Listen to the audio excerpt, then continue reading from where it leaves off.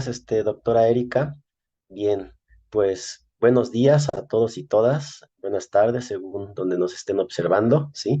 Sean bienvenidos y bienvenidas al tercer ciclo internacional de escritura y argumentación académicas que organiza el Centro de Investigaciones Económicas, Administrativas y Sociales del Instituto Politécnico Nacional, a través de la Academia de la Maestría en Docencia Científica y Tecnológica, en colaboración con el Centro de Investigación y Posgrado en Humanidades, Ciencias y Tecnología de la Universidad Rosario Castellanos.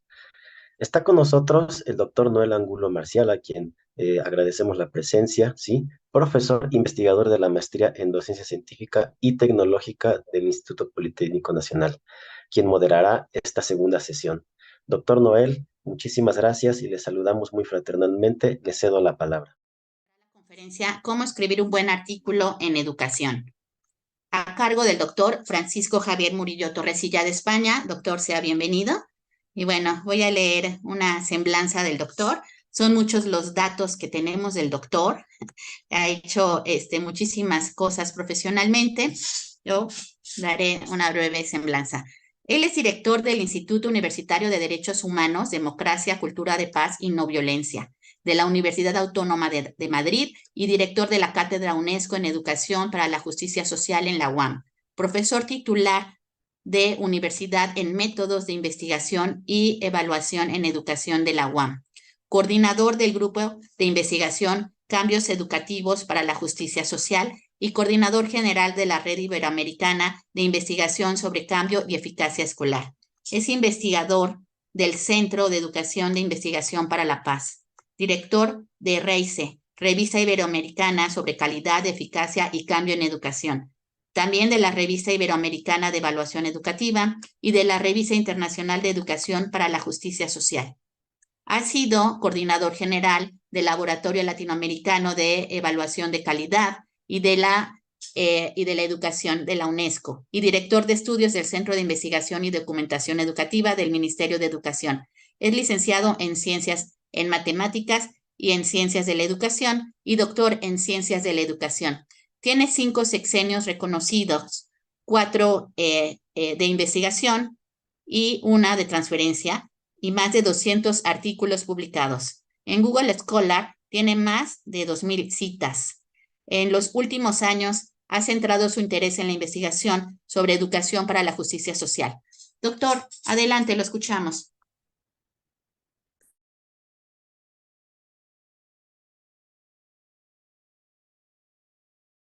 Doctor, tiene apagado su micrófono. Si quiere compartir pantalla, podemos empezar. Muchas gracias. Sí, buenos días a todas, a todos. Buenas tardes para mí. Tengo la sensación de que la conexión es un poquitín inestable, a ver si en suerte no tenemos problemas. En todo caso, si se corta me avisáis, no vaya a ser que como yo no os veo. ¿De acuerdo?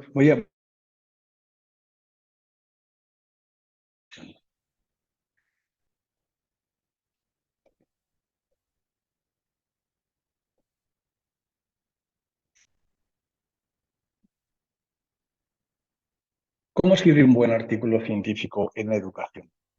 Es algo que nos interesa mucho en la medida que la investigación existe y la publicamos. Nos exigen publicar investigación, nos exigen tener artículos porque es la manera que tenemos de demostrar que hacemos investigación. Porque no nos olvidemos, lo que no se publica no existe y por lo tanto es muy importante tener estas herramientas que nos ayuden a escribir un buen artículo científico. ¿Y por qué yo os voy a hablar de cómo escribir un buen artículo científico en educación? ¿Por qué? Bueno, algunas cosas. Primero, porque mi tema de estudio de investigación es métodos de investigación y por lo tanto es mi tema de trabajo. He leído mucho sobre el tema, he escrito algo sobre la cuestión. Segundo, porque dirijo 2 revistas Scopus.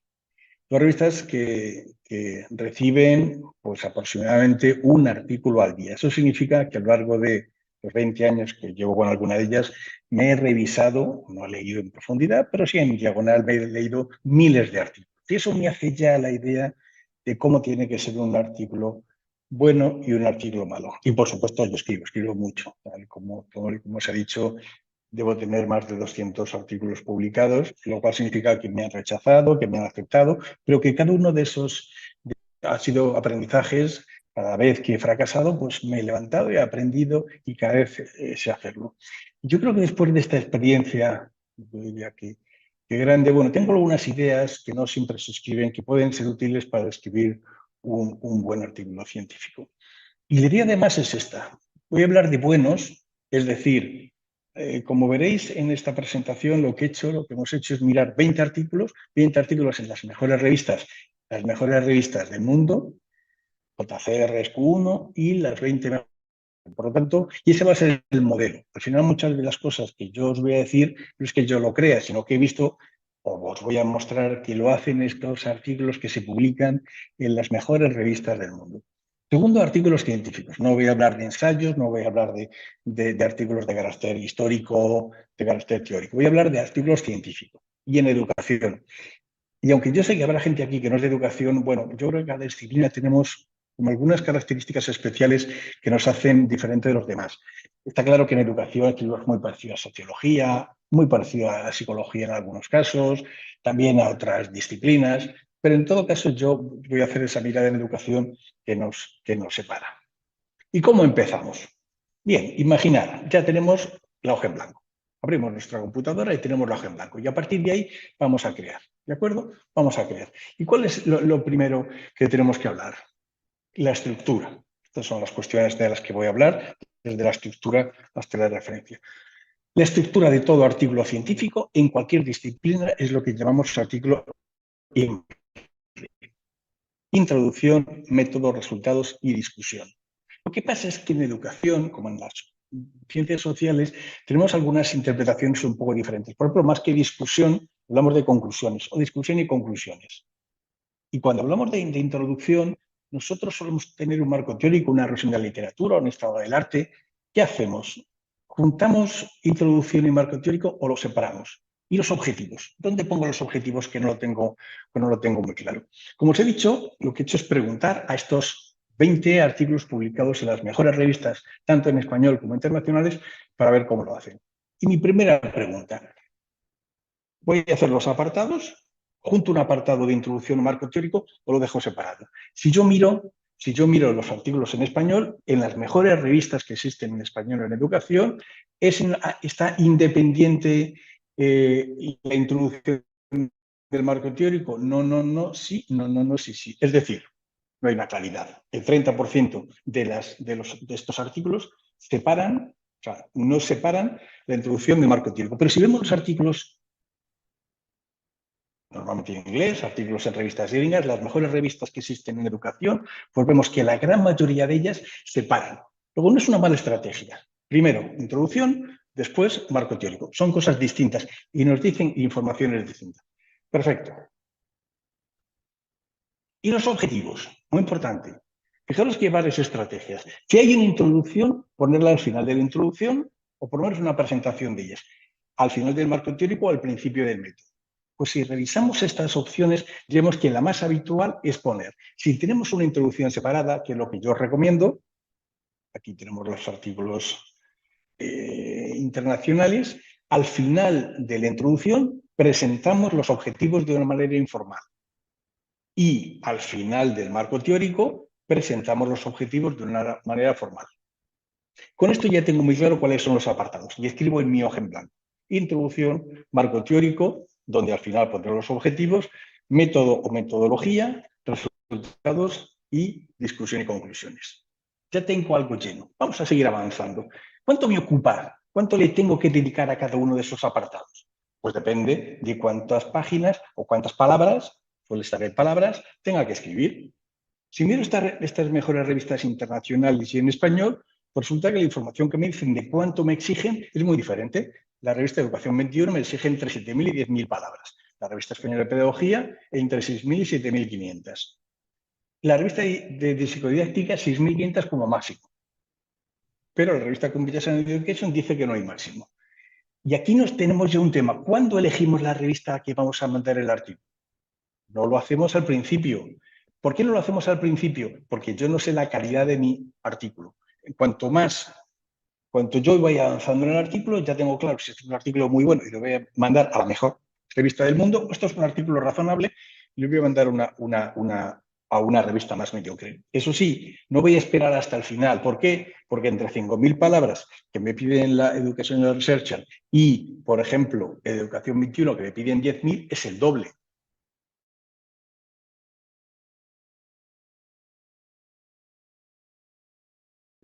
Ya sabéis, si enviáis un artículo mediocre, una revista muy buena, os lo van a rechazar. Vamos a perder el tiempo. Vamos a ajustar de la revista. Por lo tanto, decidiremos ser al final. Pero en todo caso, diríamos, tienen una moda, es decir, lo más habitual es 8.000 palabras.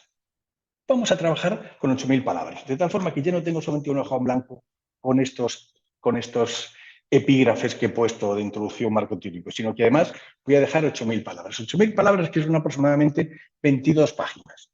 En mi computadora voy a dejar 22 páginas reservadas.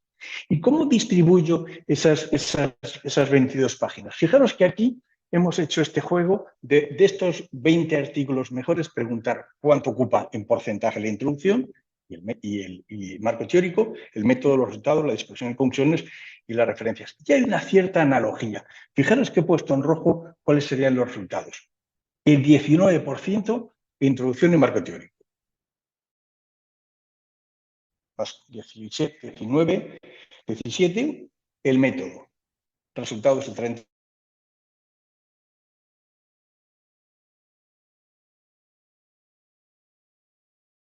Pero fijaros otra cosa muy interesante que he encontrado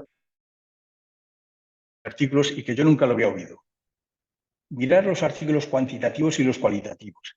Y resulta que la distribución de estos apartados en páginas, en extensión, de los artículos cuantitativos con metodología cuantitativa y los artículos cualitativos es muy diferente. Los artículos cuantitativos tienen un 28% de la extensión, mientras que los artículos cualitativos es un 40%. El 40% de la extensión de mi artículo, de estas 22 páginas que he reservado, van a estar dedicados a los resultados.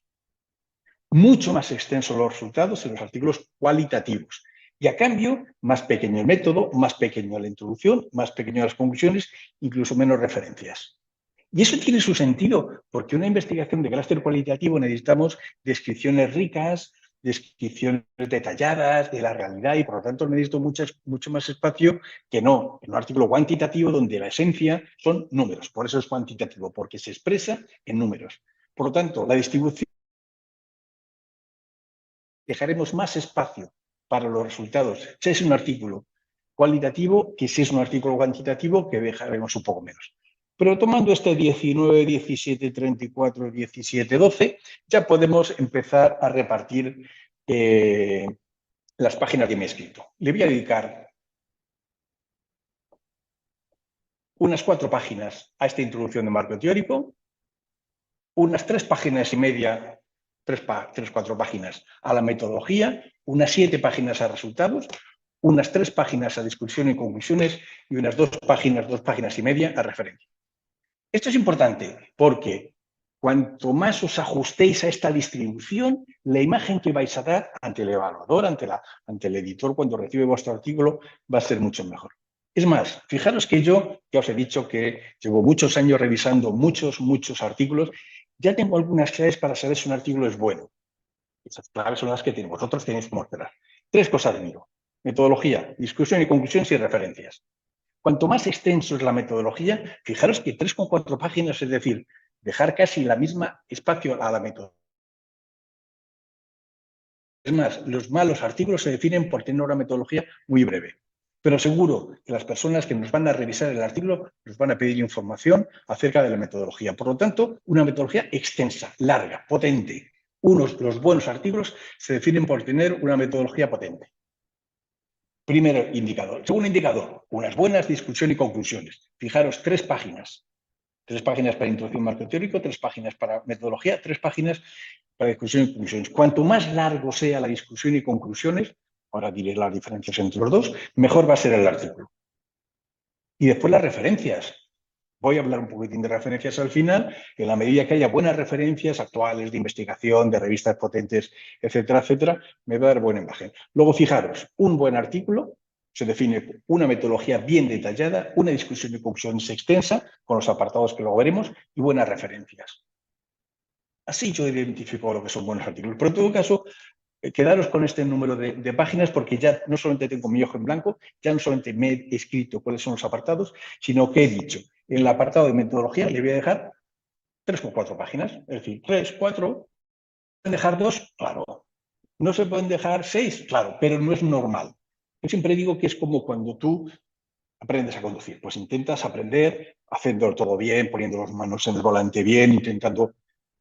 Porque así es como se empieza, como se aprende. Ya cuando llevas muchos años, a lo mejor ya pones los volantes donde tú quieras. Pero cuando estamos empezando, mejor ser mucho más ajustado a lo que es lo habitual. Vais a tener más éxito. Si yo veo un artículo donde tiene una metodología muy breve, es raro que ese artículo sea un buen artículo.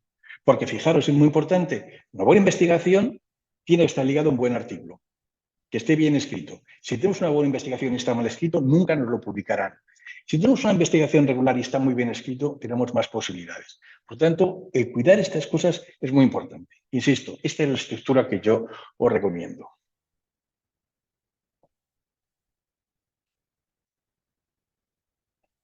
Tercer elemento, el estilo. En educación, en ciencias sociales, somos una especie de novelistas frustrados, de novelistas fracasados, que queremos hacer grandes frases y grandes ideas lleno de ampulismo. No. La investigación científica se define por su claridad, lo que llaman los ingleses la legibilidad de lingüística. Cuanto más legible es, mucho mejor. Un artículo de investigación no pretende hacer reír, ni llorar, ni entretener. Pretende comunicar de la forma más adecuada una investigación. Y por lo tanto, tenemos que pensar que las frases que utilicemos sean sencillas. ¿Eso qué significa? Sencillas. Sujeto, verbo, predicado. A ser posible, en ese orden. A ser posible, sin frases subordinadas. En cuanto ponemos frases subordinadas, ya le empezamos a complejizar. La comunicación, la legibilidad como elemento fundamental. Segunda idea fundamental. O en impersonal, más propia de la investigación cuantitativa, por esta separación que hacemos entre el objeto y la realidad, y más habitual en la cualitativa, la primera persona del plural.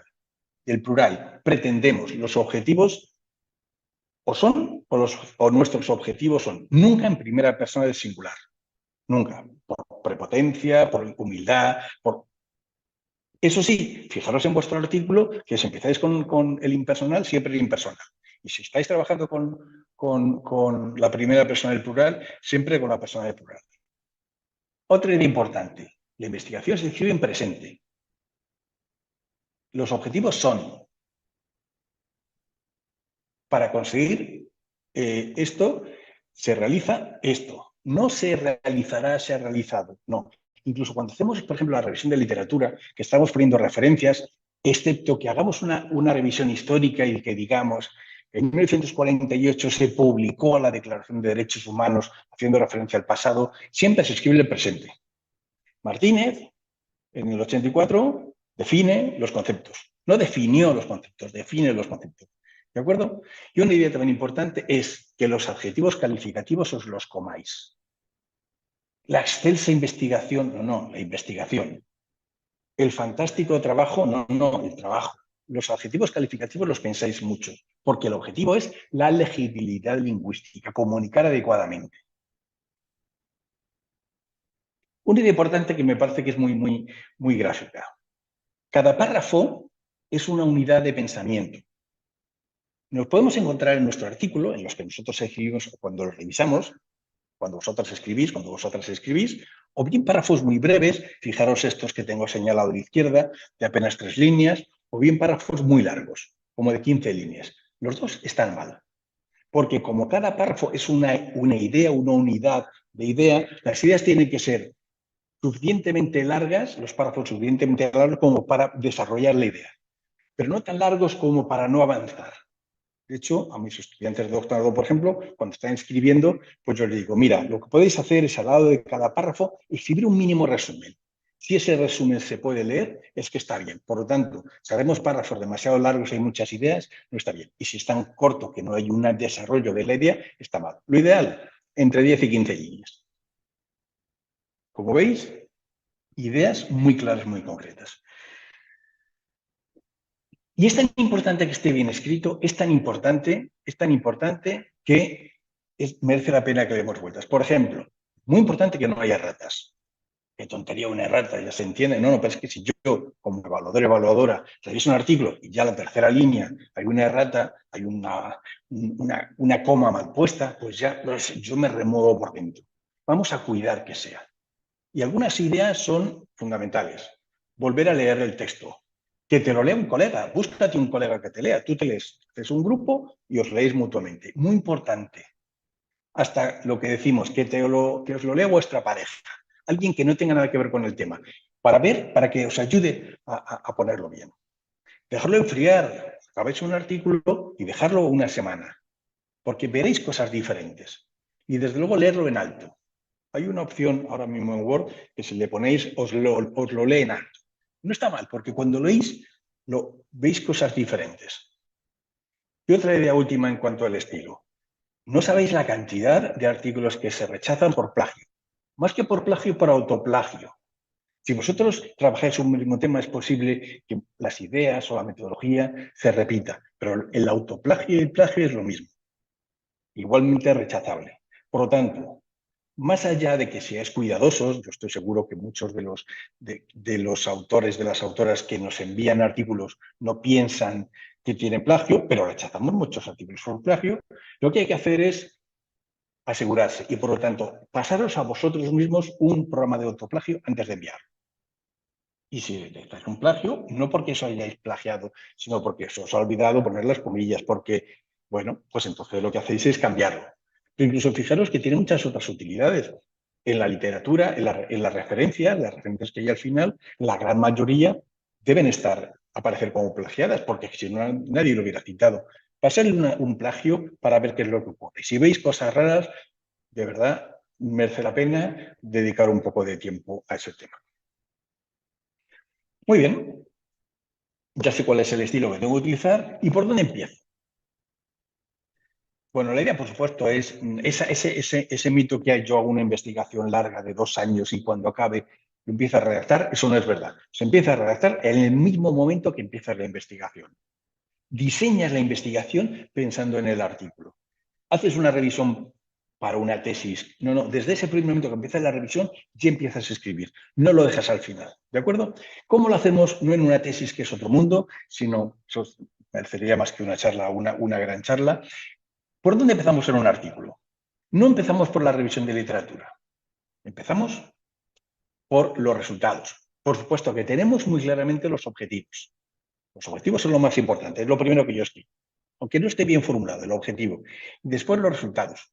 Los resultados que, si es un artículo cuantitativo, pues son normalmente tablas, cuadros, con muchos números, que después podré decidir transformarlo en gráfico, pero son tablas. ¿De acuerdo? A partir de la tabla los comento.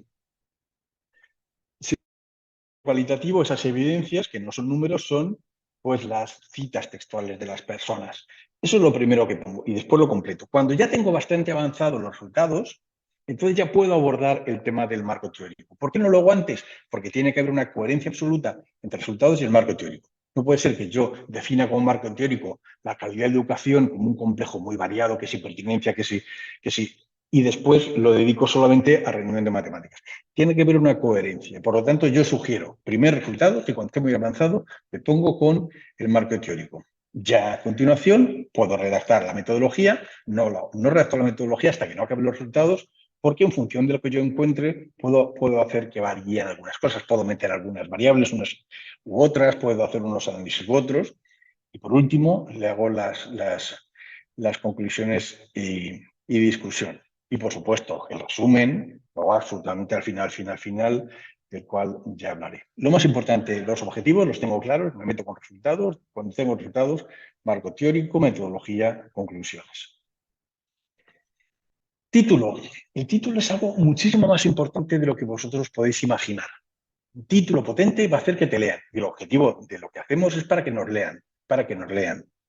Pero fijaros qué interesante, cuando vosotros en un buscador como en Google Scholar le ponéis unas palabras, ¿qué es lo que hace el Google Scholar? Busca en los títulos de los artículos. en los títulos. No busquen en el resumen, buscan los títulos de los artículos. No buscan los descriptores, que eso es una cosa para bibliotecarios, pero que de verdad los programas de ordenador, los computadores no lo utilizan. Luego, si queremos que nos lean, tenemos que poner las palabras significativas en el título. ¿De acuerdo? Las palabras significativas, aquellas por las cuales yo me buscaría. ¿Eso qué significa? Poner solamente aquello que contribuye a su significado. Si no, no me van a encontrar. Eso significa ser lo más preciso y descriptivo, ser conciso, que sea atractivo. Yo cojo las palabras claves, educación infantil, democracia en educación, y a partir de ahí me hago la democracia en las escuelas de educación infantil. ¿Cuáles son algunos errores que suele haber muy frecuentemente? Primero, ser demasiado localista. Yo lo que quiero es que me lean. Si yo pongo la democracia en las escuelas de la región de no sé qué peruana, del colegio no sé qué, no me va a leer nadie. Si yo pongo la democracia en las escuelas o factores que inciden la democracia o la participación familiar como factor fundamental de la democracia en las escuelas, me van a leer. Pensar en artículos gringos, pensar en artículos norteamericanos, artículos ingleses.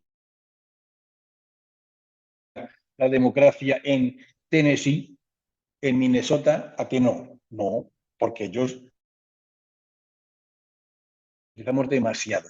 No poner en el título algo tan localista que no atraiga. Yo lo que quiero es que me lean en Chile, en Australia y en Arabia Saudí. Y por lo tanto pongo títulos que sean atractivos.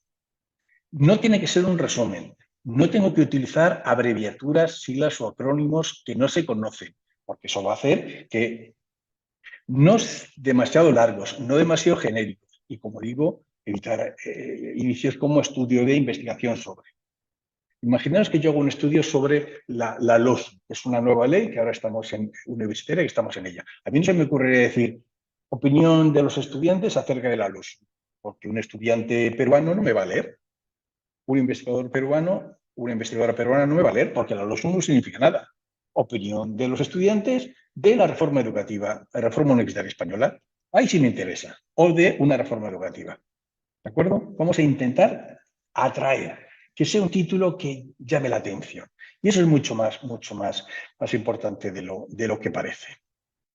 Por ejemplo, las oportunidades de las académicas en el desarrollo personal docente universitario. Un estudio cualitativo. Eso pone una frase después con, bueno, pues con la metodología, suele estar bien. Retos y problemáticas de la introducción de la educación media con los centros de secundaria. Muy bien, ya tenemos el título. Vamos a ver el resumen, que ya os he dicho que se hace al final. Con el resumen tenemos el mismo problema que teníamos con la extensión del artículo. Es decir, que depende de la revista, te piden unas cosas u otras, pero es mucho más radical. Fijaros aquí, por ejemplo, en la revista de educación te piden 300 palabras, igual que en la revista española de pedagogía. Sin embargo, en Learning Instruction te piden 150 palabras, la mitad. Es que la mitad, en Educational Research te piden entre 75 y 120, que eso es muy poco. Entonces, no haremos el resumen hasta el final, ¿de acuerdo? No haremos el resumen hasta el final, hasta que sepamos los resultados.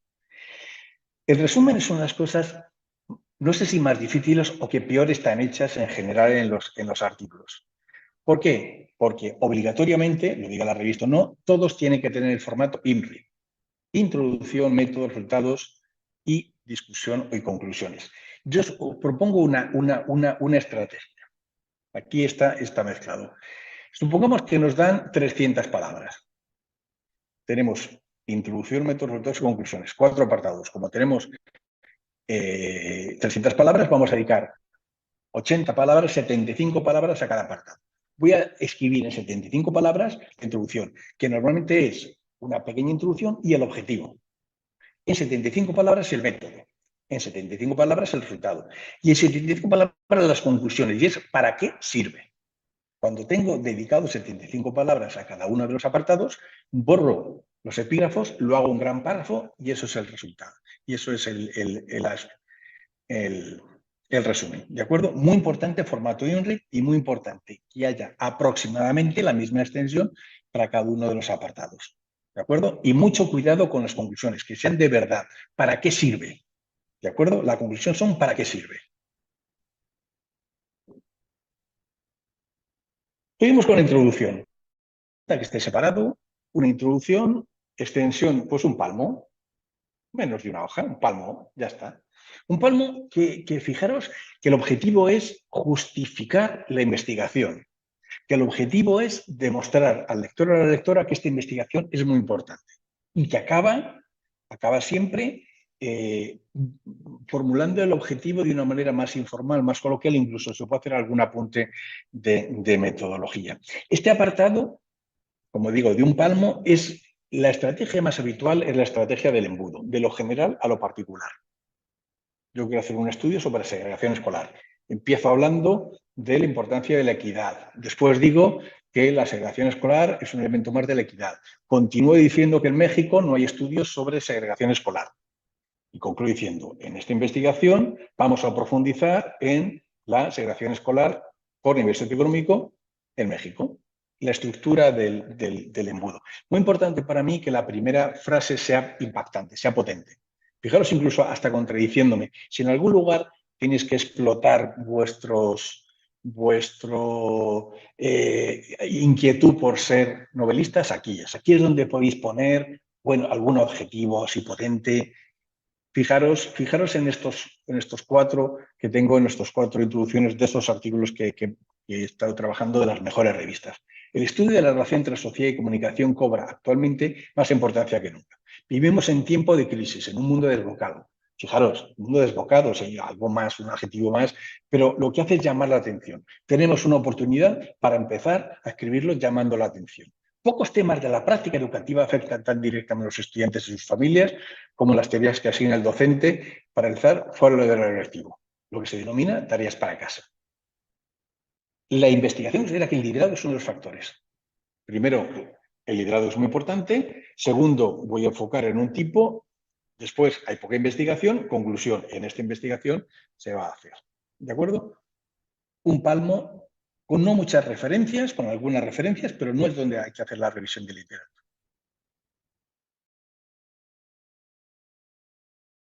El marco teórico que hemos dicho, bueno, pues hemos dicho que con la introducción tendría 3,4 páginas, por EBECA, 3 páginas, 4 páginas, no más, un 15% del artículo. Dedicamos 3 páginas al marco teórico. El marco teórico es qué se sabe del problema de investigación. ¿De acuerdo? ¿Qué se sabe del problema de investigación? Tenemos que poner investigaciones que nos digan qué se sabe del problema de investigación. ¿Hace falta una parte de contexto? Quizá, pero pequeñita. Pero tiene que, como dice Day, suministrar suficientes antecedentes para que el lector pueda comprender y evaluar los resultados del estudio, sin necesidad de consultar publicaciones anteriores sobre el tema. Es una especie de antecedentes que nos diga qué se sabe sobre el tema. Y aquí, en estas 3 páginas, tenemos muchas estrategias. La del embudo, que os he dicho, de lo general a lo particular.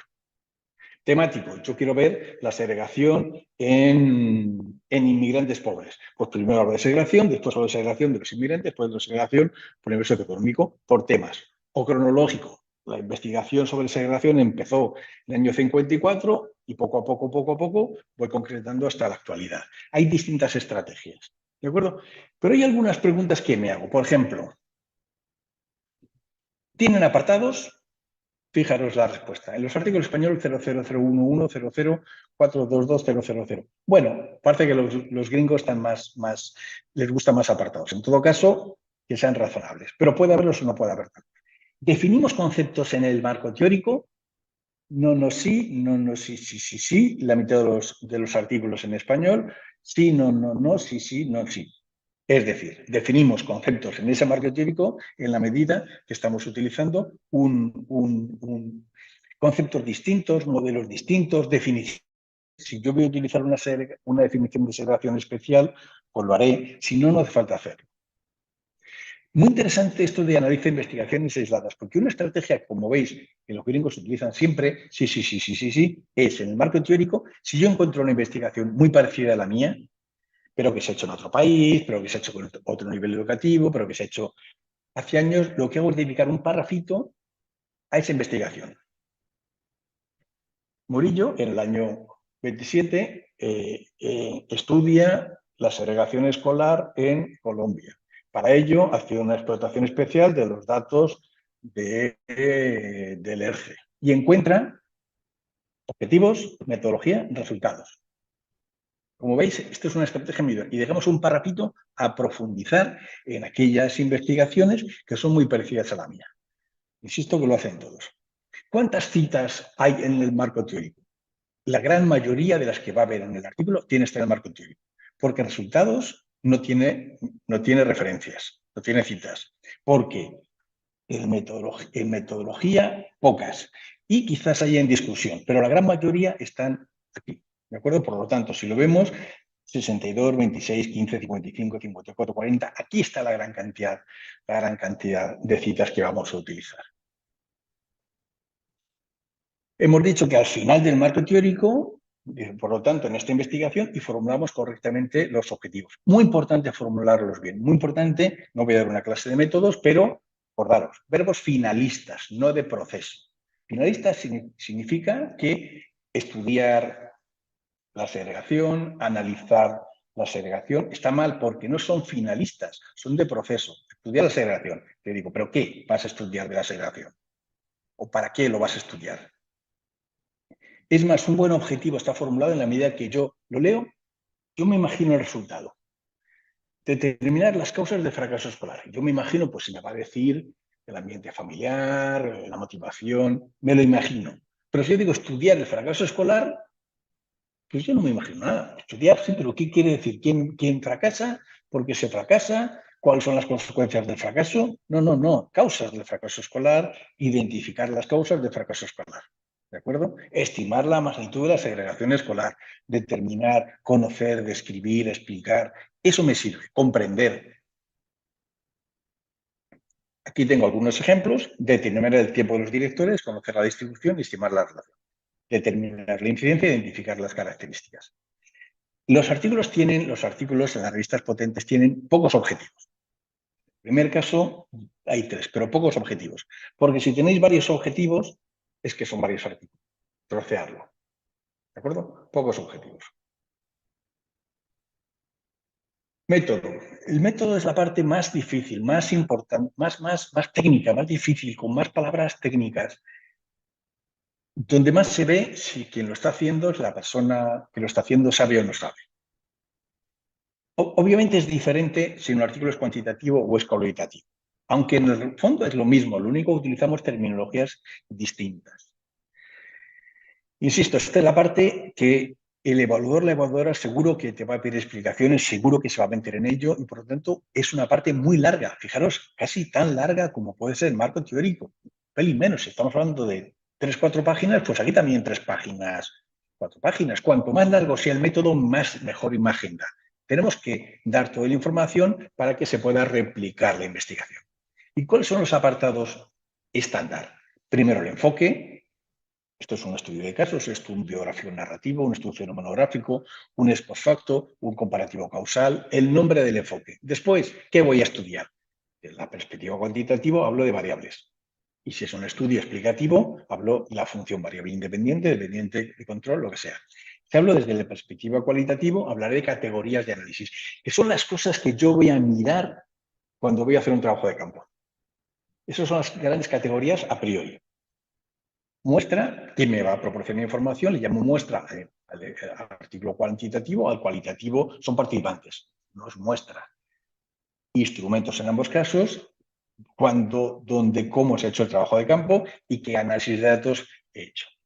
Enfoque, variables, muestra, instrumento de trabajo de campo y análisis son las cosas que tienen que cumplir. No explica que estén apartados.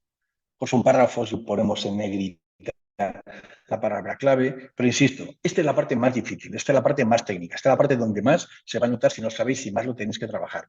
Y esta es una parte que tenéis que extenderos. Resultados. Vamos a separar los resultados cuantitativos de los cualitativos, ¿de acuerdo? Primera pregunta que me hago. ¿Tiene apartados apartados esta parte de resultados? Pues si os fijáis, 3, 1, 0, 3, 5. Bueno, si hay, tiene 3. O no hay o no hay. O hay o no hay. No es importante. Pero si os fijáis, todos los artículos cuantitativos tienen cuadros, tablas. Y muchos. 4, 5, 7, 3, 2, 3, 5, 4. Pues eso me sale que tiene que haber una tabla cada 2 páginas. ¿Y gráficos? Puede ser. 012, 05, 1122, puede ser. Pero fijaros que cuanto más de investigación es un artículo, hay menos gráficos y hay más cuadros, más tablas, porque la tabla me da mucha más información.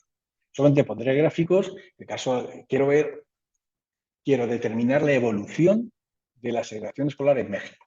Pues entonces yo pongo un gráfico que se ve que sube, o que se ve que baja, o que se ve igual, da respuesta al objetivo. Pero yo nunca pondré una tarta, hombres y mujeres, cosas así, porque eso obviamente son estrategias para la difusión y son estrategias de una bala. Cuadros, muchos cuadros. En la investigación cuantitativa las evidencias se ponen en cuadros. Y en una investigación cualitativa, citas textuales, ahí lo tenemos, 8, 12, 29, 2, 15, 6, 6. Pues antes os decía un cuadro cada 2 páginas, pues aquí os digo dos citas textuales por página. Y lo veo físicamente. Hay muchas citas textuales. Es habitual que haya apartados y puede o no haber algún gráfico, algún cuadro, alguna ilustración. Los resultados no tienen referencias, no tienen referencias a otros textos, no tienen referencias. Solo te mostramos lo que hemos encontrado. Vamos con la discusión y conclusiones. ¿Lo juntamos o lo separamos?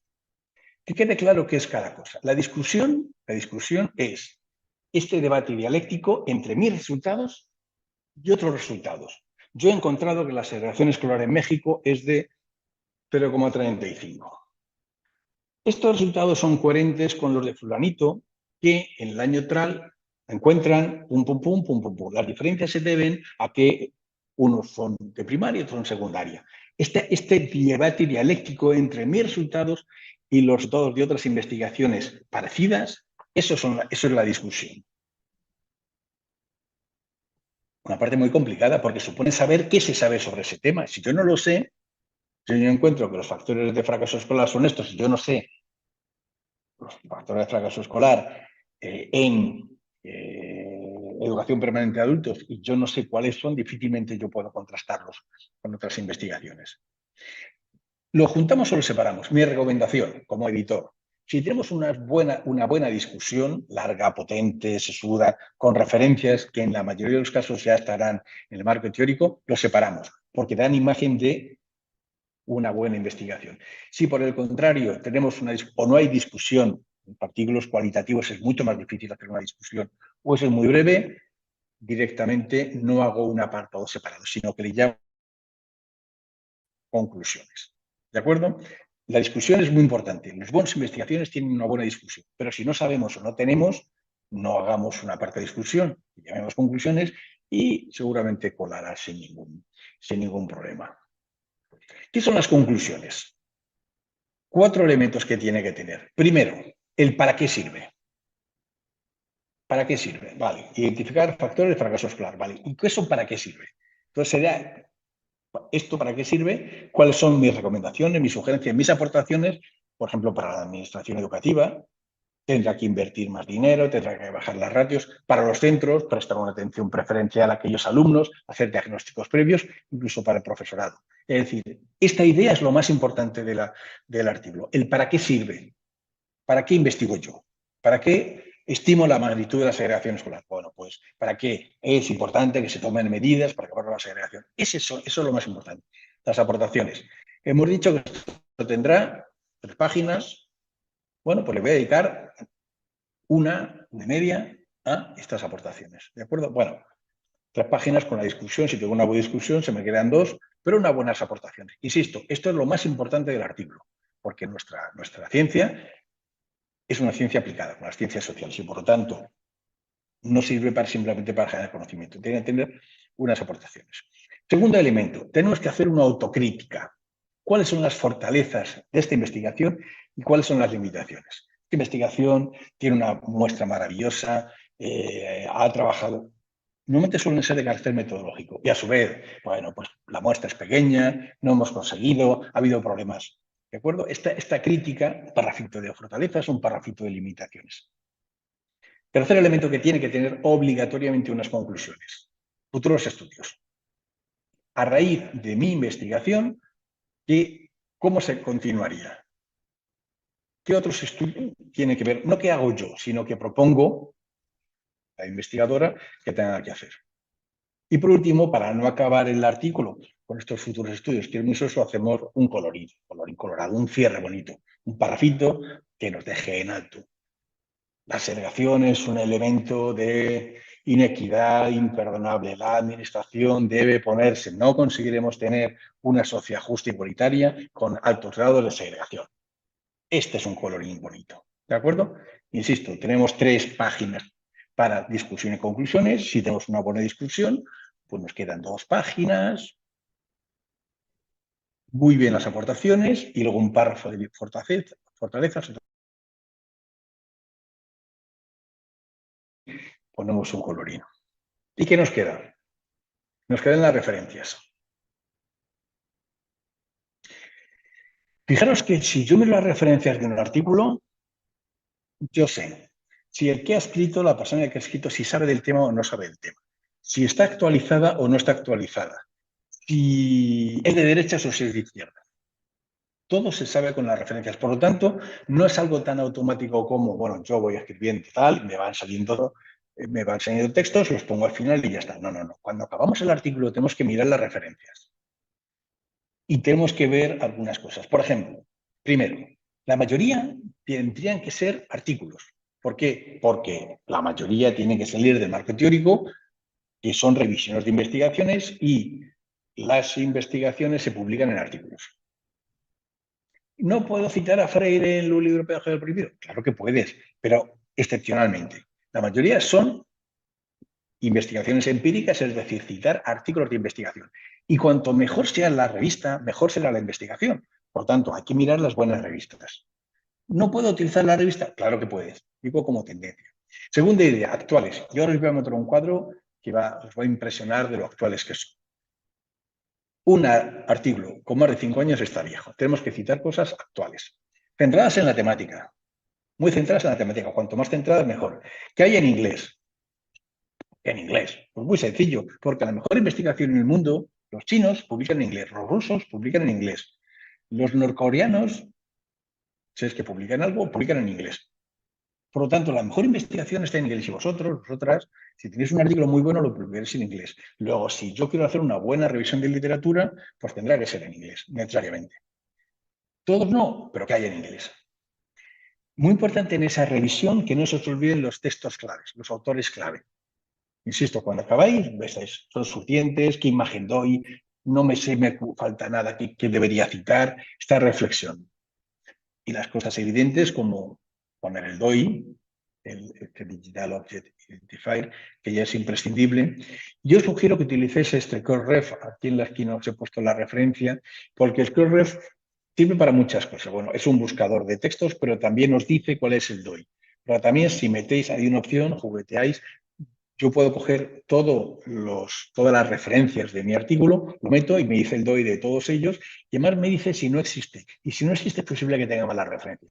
Igual con el Crossref, que es una herramienta muy importante, que es un buscador, como puede ser el Google Scholar, pero también me da el DOI, tiene muchas utilidades muy interesantes. Y este cuadro que os quería poner, que me parece interesante, simplemente de esos 20 artículos en las mejores revistas en español y del mundo, pues vimos cuántos artículos y más que cuántos artículos, cuántas citas, cuál era la antigüedad de esas citas.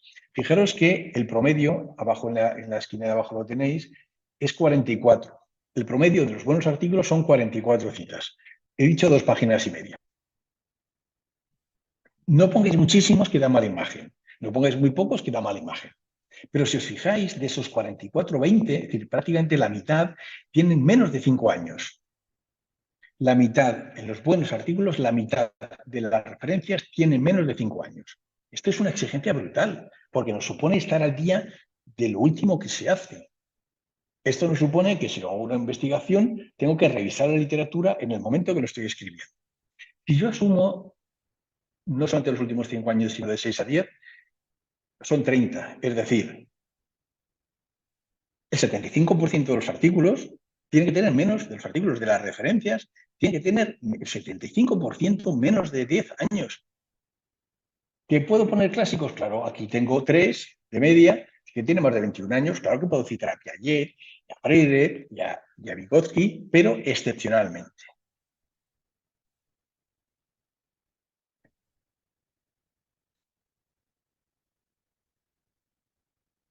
Son las 12, quizás un pequeño debate. Solo os digo que si queréis profundizar en estas cosas que hemos estado hablando, en mi página, ahí tenéis fjaviermurillo.es. Hay una pestaña llamada Recursos para la Publicación y aquí tenéis un montón de referencias donde poder profundizar sobre estas cosas que hemos hablado. Digamos que esto que espero que hayáis tomado nota de la cantidad de información que os he dado, pues podéis meditar y con estas referencias que están en el texto completo podéis profundizar. Al final, y para mí yo creo que eso es lo más importante, hacer buenos artículos es la forma que tenemos de reflejar nuestra investigación. De nada sirve que hagamos mucha investigación si después no hacemos buenos artículos.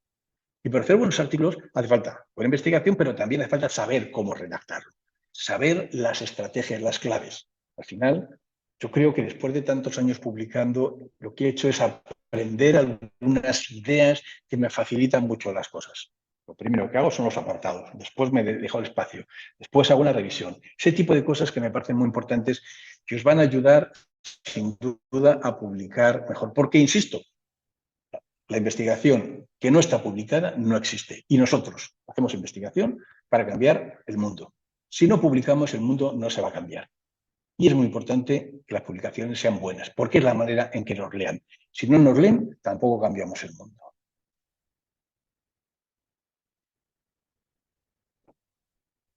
Muchas gracias.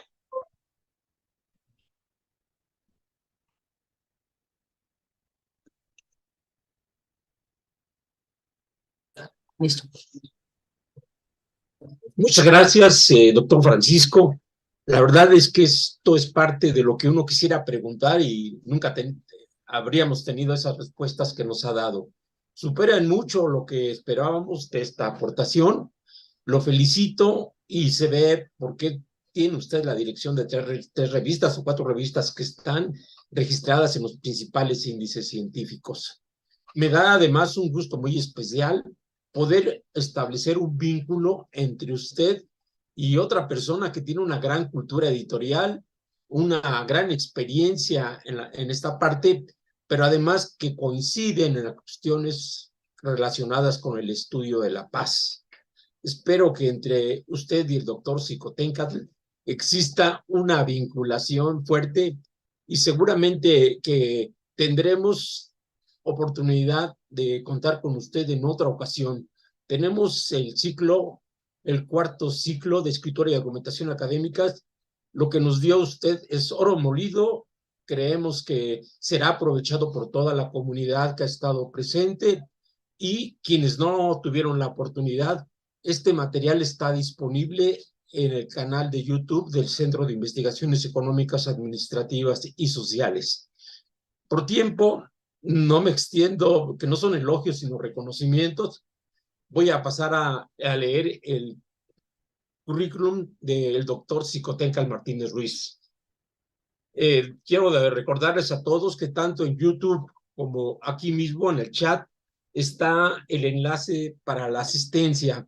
Recuerden que quienes tengan 4 asistencias a este ciclo podrán obtener su constancia con valor a currículum. El enlace de asistencia estará disponible entonces tanto en YouTube como en el chat. Daré lectura entonces a una breve semblanza del doctor Xicoténcatl Martínez Ruiz.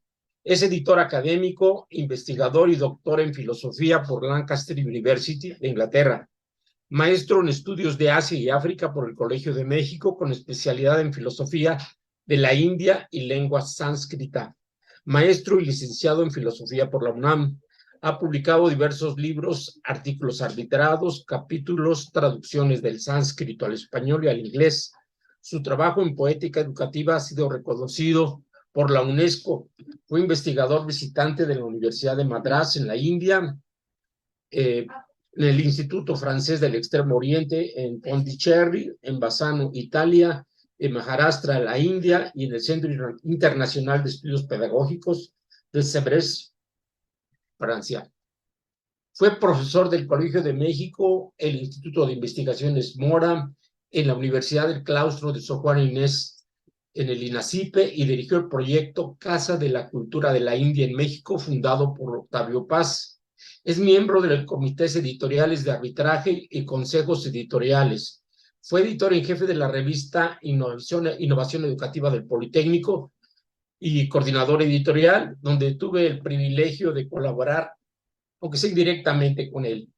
Ha recibido distinciones del ICCR, de la Embajada de la India en Argentina, así como el México Award de Lancaster, Reino Unido. En el IPN fundó el Premio del Ensayo Innovación Educativa para estudiantes y el Premio de Ensayo en Lengua Indígena. Los talleres Escribir para Publicar, y dirigió el programa Ética e Integridad en la Escritura y Publicación Académica del Politécnico. Actualmente es profesor e investigador de tiempo completo en el posgrado de la UNAM, Unidad Morelia, y responsable del área editorial. Es miembro del Sistema Nacional de Investigadores, y sus proyectos e investigación actual se enfocan a las intersecciones entre educación y cultura de paz para la juventud mexicana, interrelaciones cognitivas entre estética y paz en teorías sánscritas de la India, dilemas éticos en la escritura académica actual, ética digital e infosfera, revisión crítica del plagio e hiperconectividad. Y como un detalle especial, señalo que con el doctor Xicoténcatl iniciamos lo que fue un primer seminario de escritura y argumentación académica. A lo mejor ya no se acuerda, pero esto fue en el 2009, 2010, por ahí así. Una persona igual de talentosa, así que me da mucho gusto reunir personalidades como ustedes. Le damos la palabra al doctor Xicoténcatl y mucho gusto en contar con la experiencia de ustedes. Muchas gracias a todas y a todos. Fue en el 2013, doctor Angulo, cuando hicimos el primer proyecto de esto en el Politécnico. ¿Verdad? Es un gusto para mí poder comentar, y me asumo como un comentador de una clara ponencia que seguramente tendrá muchas visitas en YouTube, porque es uno de los materiales que necesitamos en este momento y que nos ha dado generosamente Javier Murillo. No me extiendo porque hay poco tiempo, asumo mi condición de comentador, voy con los elementos que me parecieron centrales, no porque les falte, al contrario, únicamente aportaríamos notas a pie de página, que es como quiero que consideren mis comentarios, únicamente como notas a una clarísima ponencia. Primeramente, me parece que es clave entender que lo que estamos viviendo, las condiciones también de escritura en este momento, tienen elementos a considerar para un educador, para un artículo de educación, y tienen que ver con los aspectos en los que la gente recibe una cantidad enorme de información. No carecemos en ese momento de información, tenemos exceso de información, y por lo mismo también tenemos enormes retos con herramientas de escritura, como todos saben, IA generativa, que será tema de otro debate. Pero todo eso hay que considerar en términos de que necesitamos una cierta claridad, que es parte de lo que me ha fascinado de estudiar los textos en la India, cómo el escritor requiere un nivel de claridad, momentos donde comienza la escritura del artículo, al momento de hacer el diseño de una investigación, momentos donde logra ordenar.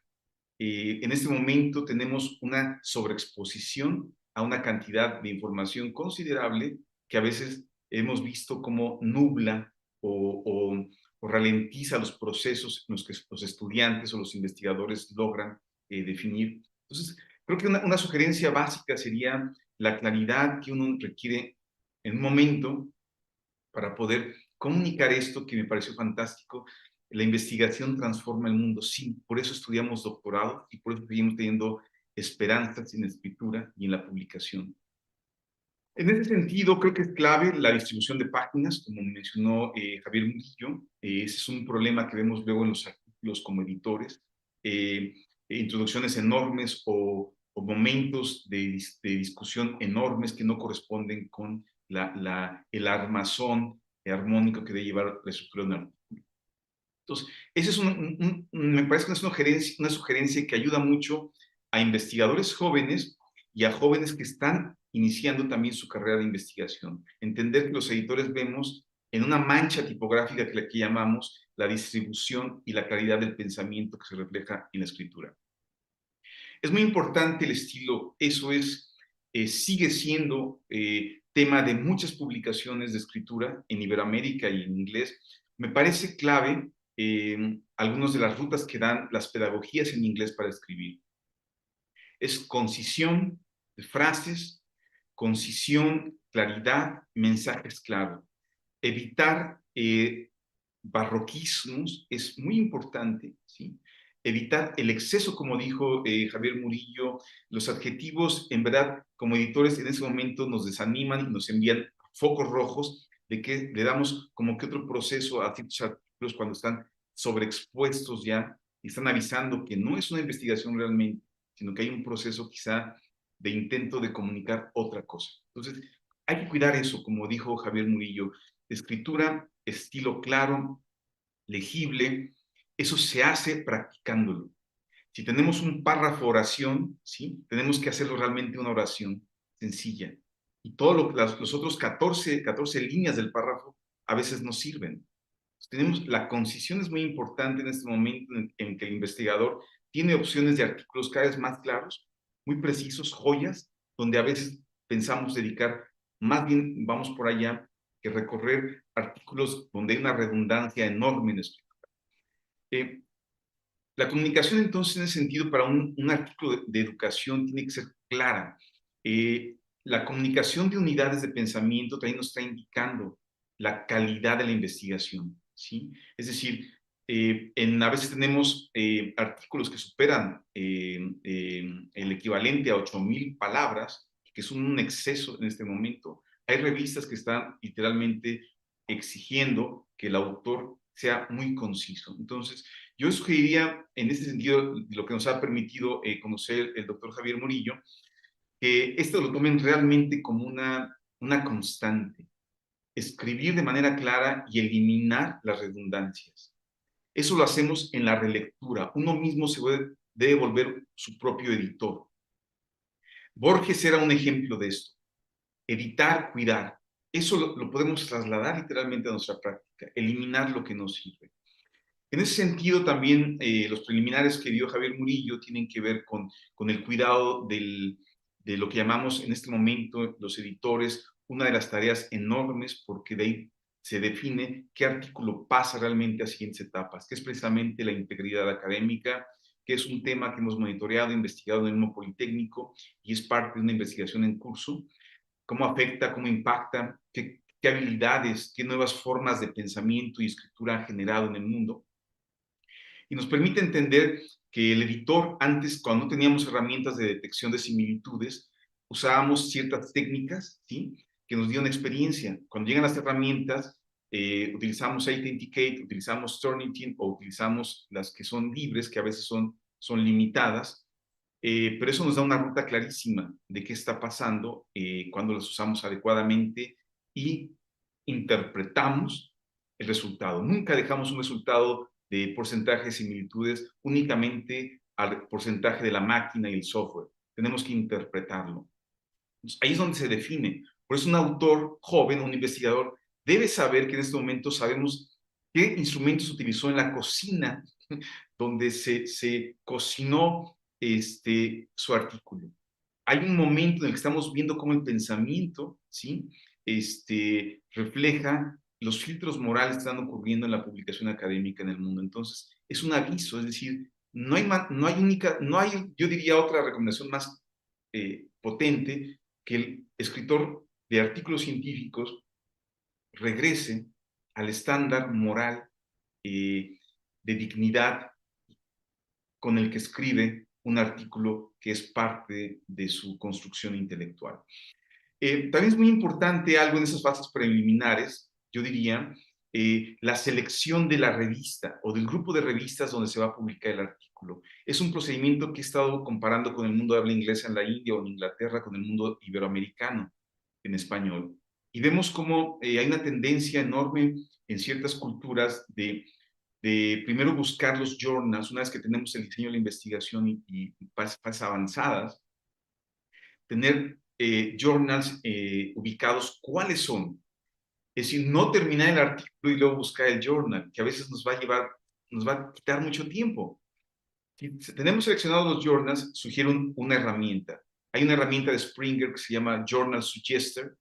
Les sugiero que la usen. Uno puede poner ahí su abstract, sus palabras clave, y da una sugerencia, uno analiza qué revistas, cuánto tiempo tardan, toda esa información viene en este analizador. Cuánto tardan, qué porcentaje de rechazo, uno puede entender más o menos cuándo y qué condiciones y qué nivel de calidad y exigencia tiene el artículo. Entonces, yo sugeriría que un escritor de artículos de educación en este momento ya no puede operar de manera naif, ingenua. Tiene que pensar como piensa el editor. Y ahí utilizamos herramientas donde nos da claridad de cuáles son los journals. Selecciono 5, selecciono 3, selecciono 1. Estudio su sistema o lineamiento y entiendo qué me van a pedir. En ese sentido, algo que también me parece importante mencionar es que seleccionamos el sistema de referencias y lo manejamos de manera uniforme. Si el journal pide Chicago versión 17, adaptamos a Chicago versión 17, si pide APA versión 7 o Harvard, etc. Es muy importante la consistencia del sistema de referencias y que no haya mezclas. Si alguien tiene dudas a veces, puede usar gestores bibliográficos como es Zotero, de acceso abierto, como es Mendeley, de licencia, o EndNote. En general, en las universidades latinoamericanas se ofertan cursos y licencias de este tipo de gestores bibliográficos para usar consistentemente un sistema de referencias, que es lo que el editor también busca, que el autor tenga una claridad de cómo utiliza lo que hay en su campo, cómo lo entendió. En ese sentido también viene ya la parte de la planeación de la escritura, que Javier Murillo nos dio con claridad en una serie de pasos. En la organización es clave. Yo diría que una de las tareas fuertes de los sistemas universitarios latinoamericanos es promover la cultura de organizar la escritura y no dejarlo de manera romántica cuando se tengan todos los elementos. Coincido en que la escritura de un artículo, de un libro, de un capítulo de calidad tiene que venir en el momento en que uno diseña. En ese momento uno está planeando ya. Eso es, los que empiezan a escribir, ¿sabe? Es bueno decirles que es algo que gradualmente van a ir teniendo como experiencia. Los que ya publican mucho saben que aplican técnicas para poder ser más eficientes en la planeación de la escritura. La distinción que hace Javier para planear en términos del artículo cuantitativo o cualitativo, eso también nos da una ruta porque nos ubicamos dónde, y los mismos journals que seleccionamos nos van a decir qué tipo de investigación se publica.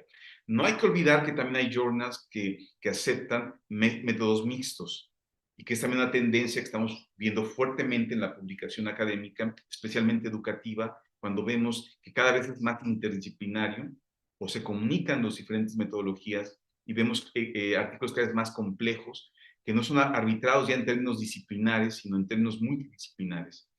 Es muy importante algo que como editores nos encanta, ahí sigo ya la secuencia, voy poniendo las notas a pie de la secuencia de la organización y estructura del artículo. Es muy importante que asuman la recomendación que dio Javier del título. Es increíble que lo repetimos cuando inicié muchos talleres en el Politécnico y en otros lugares para escritura académica en jóvenes investigadores, porque ahí está el futuro, pero si les enseñamos bien desde ahí, ellos sabrán bien. Y en ese sentido, el título es claro. Yo sigo recibiendo en algunos comités de tesis títulos que son de 32, 35 hasta 42 palabras. Es demasiado, es un exceso. Eso significa que no ha habido depuración de los autores, que si es una tesis que va a ser sometida a juicio, tiene un problema ahí, o la gente que se titula en México por artículo científico, que tiene títulos enormes, de 30 palabras, si la envía un journal serio, en ese momento nos daremos cuenta que el título no tiene ni pies ni cabeza, promete demasiado, promete la revolución científica, la quinta revolución científica, pero es un artículo que tiene otro propósito. Entonces, el título es muy importante, claro, conciso, descriptor, que esté reflejado en el abstract y que esté reflejado en la estructura del artículo. Eso es una maravilla cuando un editor vemos artículos que coinciden en su título con sus palabras clave, que están distribuidos en el abstract de una manera secuenciada, y el artículo mismo responde a ese orden. Entonces, ahí entendemos que hay una claridad de pensamiento. Los artículos, repito, que no tienen nada que ver, son un exceso, y son exceso a veces por ser extremadamente localistas, que únicamente los podrían leer 4 o 5 personas en el mundo, ¿sí? Es lo que tenemos que evitar para entender que la publicación académica está funcionando desde otras perspectivas, donde la información, los accesos, el acceso libre, la ciencia abierta, todo eso hizo cambios enormes, por lo cual hay una oferta enorme donde un investigador, un lector de artículos de educación tiene grandes posibilidades de donde seleccionar y dejar de perder el tiempo. Entonces, tenemos que entender esas lógicas si queremos publicar un buen artículo de educación. El resumen es importante y el resumen va a ser claro y a veces, recuerdo en uno de los journals que fundamos, le dimos especial énfasis al abstract, que no recibiéramos abstracts que son prácticamente 2 cuartillas, ¿sí? Sino resúmenes que tuvieran la claridad y concisión de que era una investigación seria. No saben en este momento cuánto nos estamos fijando en los abstracts, en los resúmenes, para poder valorar un artículo. Pues en ese sentido, la recomendación que da Javier es muy importante. Seguir el formato IMRIC es algo que recomendamos también con nuestros estudiantes, porque da una claridad y hay una secuencia que hay muchos materiales en torno a ello. La introducción me parece que hay otra clave que dio Javier, donde efectivamente cada vez hay menos tiempo para capturar al lector. Recuerden que el lector de un artículo de educación tiene 1000 posibilidades de buenos artículos en este momento. Si uno utiliza, por ejemplo, herramientas como Connected Papers, que sugiero, para poder para poder entender cómo un artículo generó otro tipo de investigación y cómo un artículo, uno va analizando las frases del artículo madre, el que tiene muchas citas, son artículos que capturan inmediatamente la información porque dan el statement o la frase o el enunciado de qué tratan, que de manera real, objetiva, puede y va a abordar el artículo. Eso en términos de intelectualidad científica captura. Entonces uno puede corroborar estas cosas después cuando va a la siguiente fase, el marco teórico, que vamos cuidando. Entonces tenemos título, tenemos abstract, tenemos palabras clave, tenemos introducción, tenemos el marco teórico. El marco teórico es donde veo cómo se atoran muchos de los escritores jóvenes. Entonces, ahí recomiendo mucho el análisis y el uso de herramientas como Connected Papers, donde uno ve cómo se hace en matrices los marcos teóricos, los estados del arte, el literature review que requiere un buen artículo. Entonces uno entiende la necesidad de la coexistencia entre investigación muy reciente y clásicos. Y uno logra entender el balance que estamos evaluando, ¿sí? Y por qué es necesario que un escritor de un artículo de investigación educativa tenga acceso a lo más reciente. En ese sentido, el marco teórico, como decía Javier, es un escaneo de qué se ha publicado sobre el tema y repito nuevamente, hay herramientas que nos ayudan como la que he mencionado.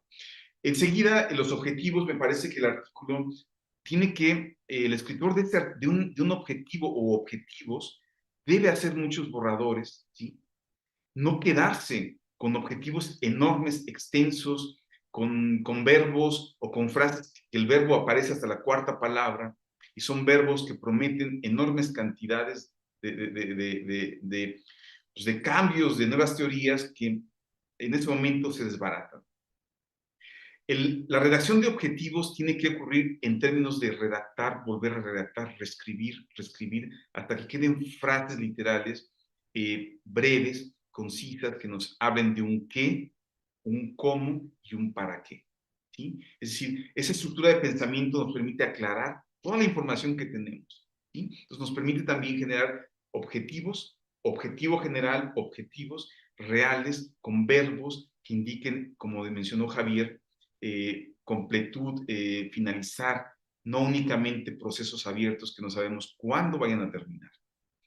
La selección de métodos y la sección de métodos, efectivamente, nos fijamos mucho. Un editor o un evaluador o un dictaminador, nos fijamos mucho en la parte de los métodos. Y ahí entendemos qué nivel de calidad puede haber en un artículo.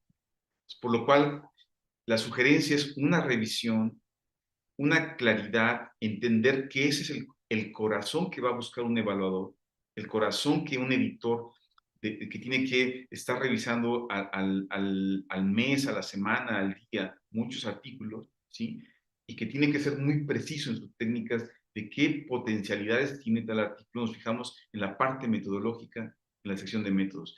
No debe haber ahí, yo sugiero, por lo que he tenido como experiencia de rechazar artículos en esa parte, que no tengan fantasías, ¿sí? Que no tengan lenguaje extremadamente metafórico ni poético, ¿sí? Ustedes escribirán sus poemas si quieren escribir poemas, pero ahí requerimos cosas muy precisas científicas. Alguien me preguntará, bueno, ¿cómo le hacemos para entender eso? Para saber cómo va. Leer buenos artículos, leer buenos autores, entender cómo lo hacen, entender ese mecanismo de comunicación científica. Este es un campo en el cual el escritor debe entender que es un campo específico. No viene a inventar nada. Si quiere inventar, tenemos otros campos de escritura donde hacerlo. En este hay una concreción que cada vez está siendo más precisa y tenemos que entender ciertas reglas. Si queremos ser rebeldes, perfecto. Tenemos otros espacios para ser rebeldes. Aquí es muy clara la ruta.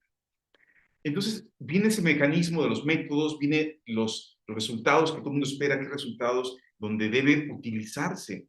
Si hay material recopilado, la sugerencia es que se grafique, que dé espacios visuales, que el escritor le dedique tiempo a poder poner resultados de manera visual, que apoyen la redacción y la argumentación del artículo.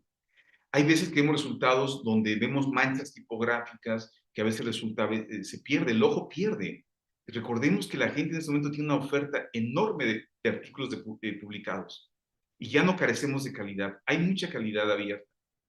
Entonces, en ese sentido, tenemos que hacer uso de recursos visuales. ¿Cómo está pensando nuestra cultura? Vivimos una cultura de imágenes que cada día se refuerza más.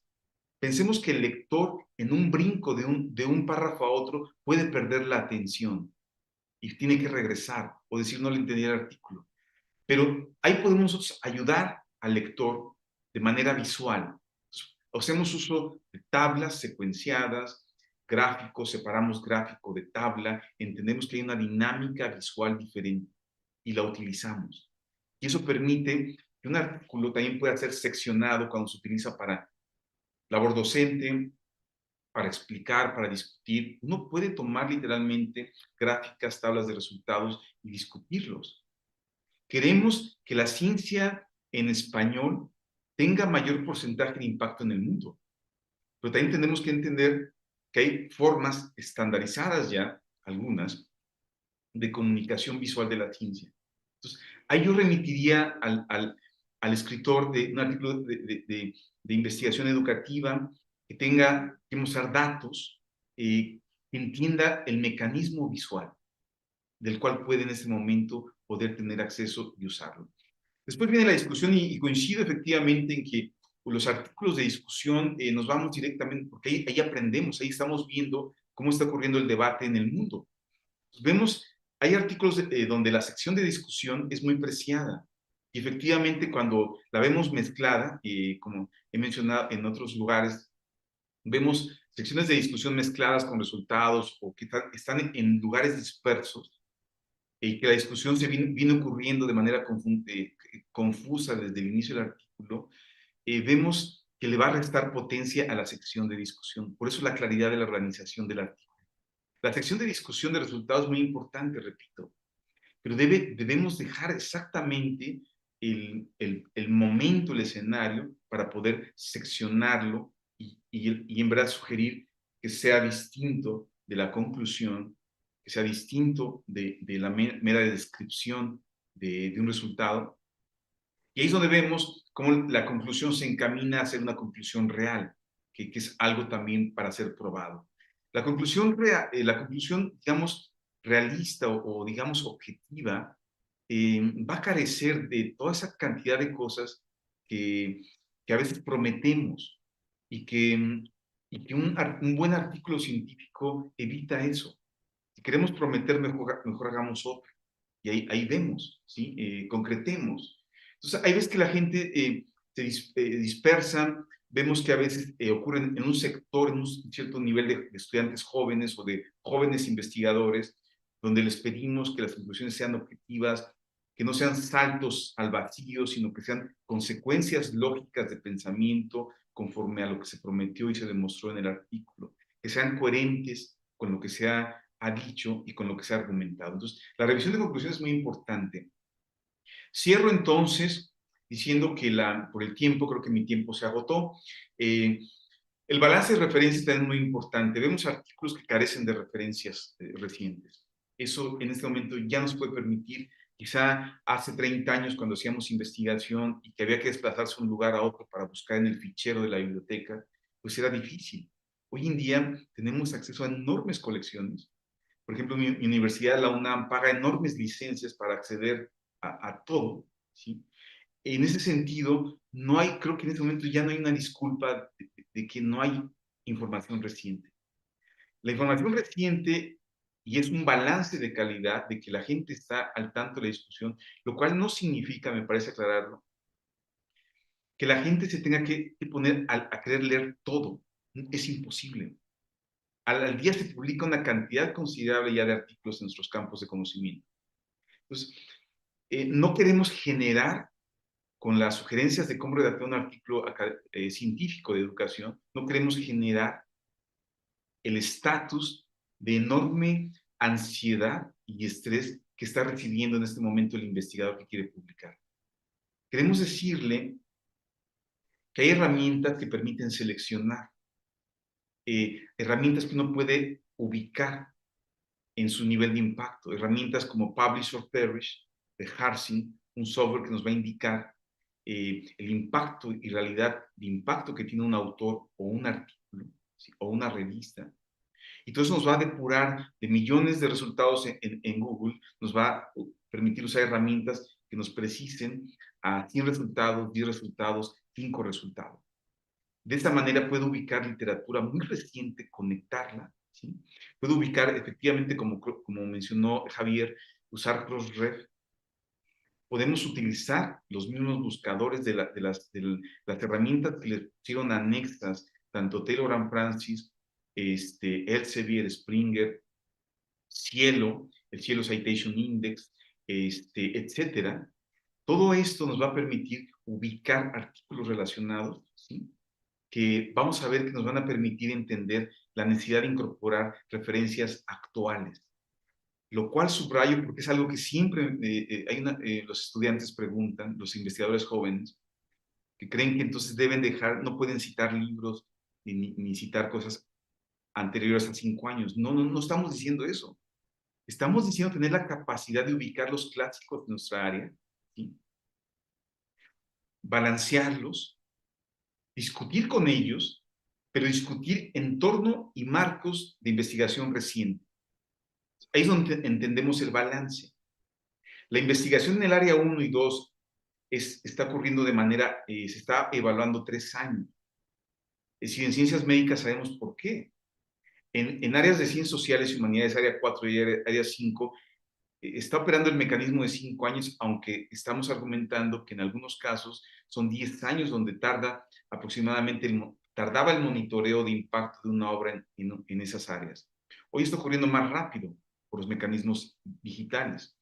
Sin embargo, entonces, el número de referencias, repito, va a corresponder conforme al artículo. Pero Javier nos dio un más, un menos, que yo marcaría que es una buena guía, pero que no lo tomen diciendo, digo 44 y son 44 de aquí hasta que se acabe el mundo.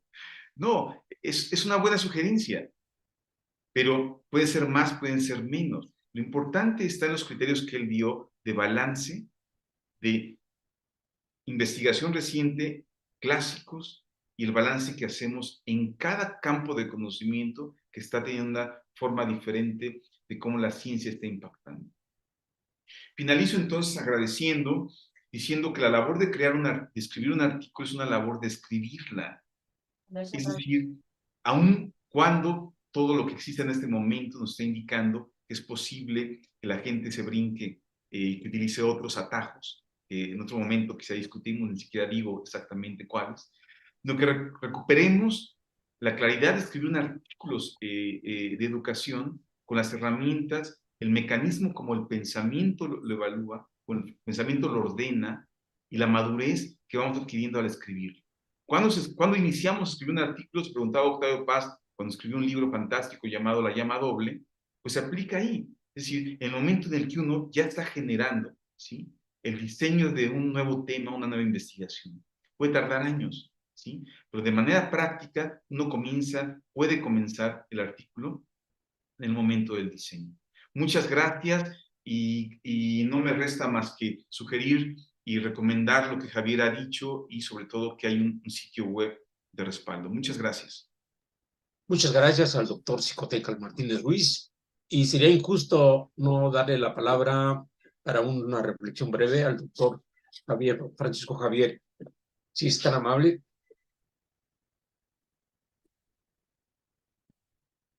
Su micrófono, doctor, por favor. Bueno, Gracias.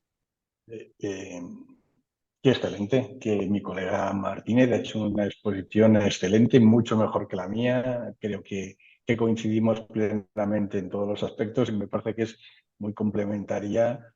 Agradecido que haya un comentador de tanto nivel. Me encanta.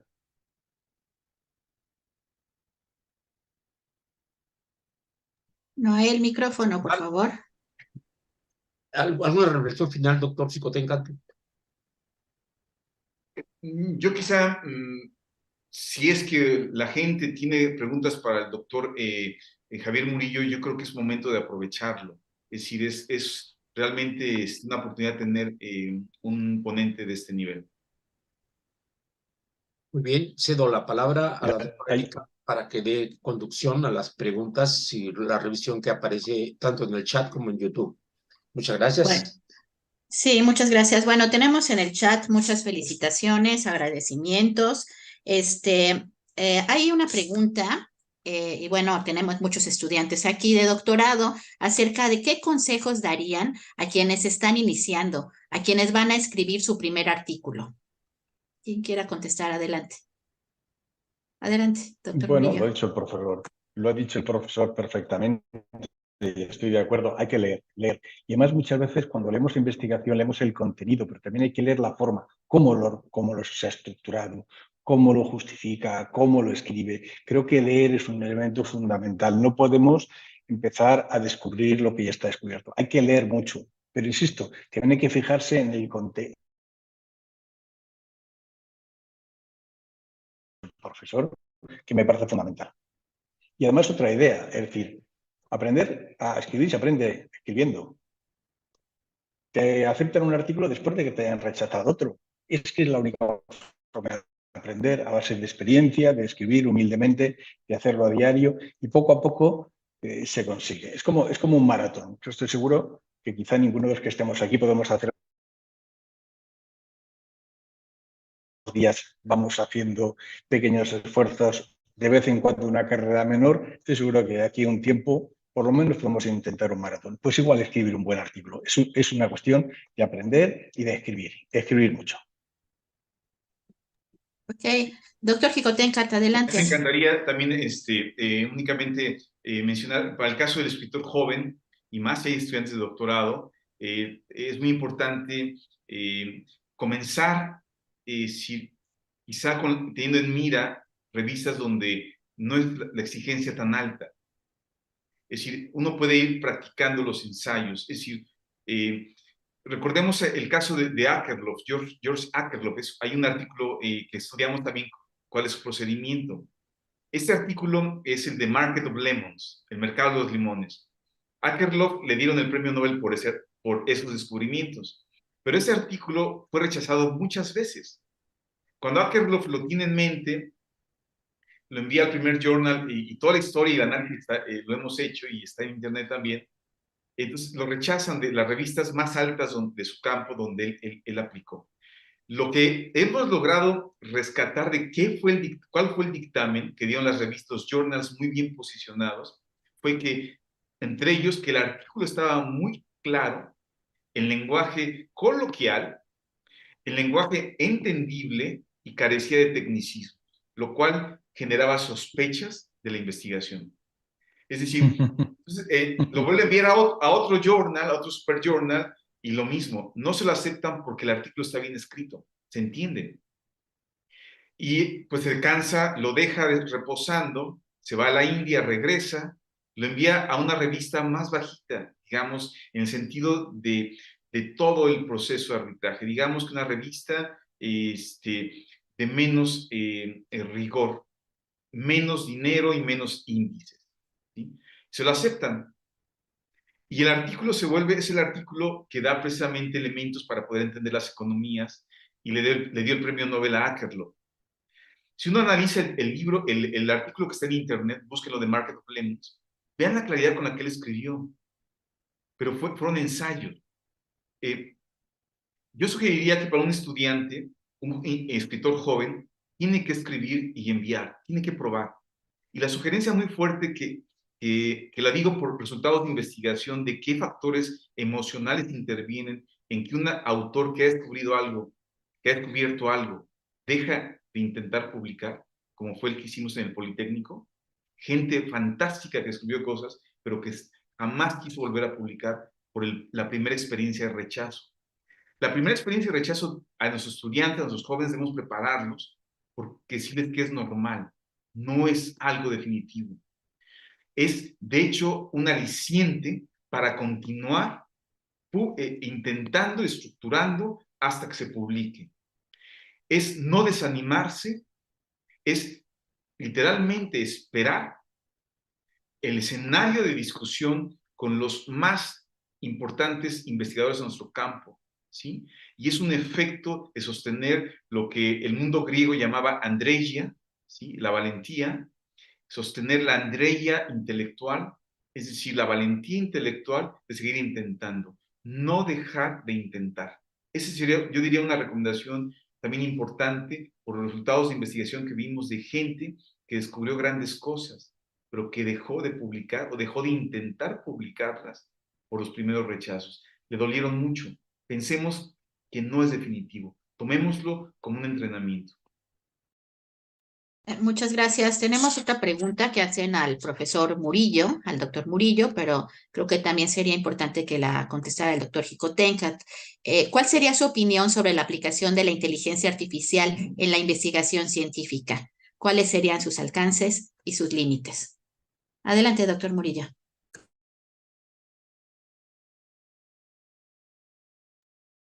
La inteligencia artificial va a ser el futuro. Y hay que entender que es una herramienta.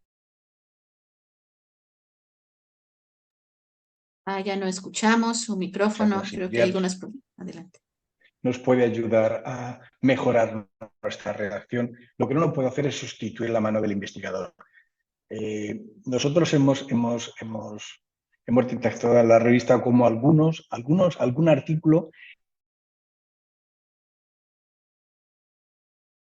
elaborados por la inteligencia artificial. Creo que la inteligencia artificial tiene un papel muy importante en la investigación, pero no es sustituyendo el papel del investigador, de la investigadora, sino es ayudando a hacer nuestro trabajo mejor. Insisto, buscando información, organizando información, mejorando nuestra redacción. Le puedes pedir que te ayude a mejorar algún párrafo y estoy seguro que eso sí es útil.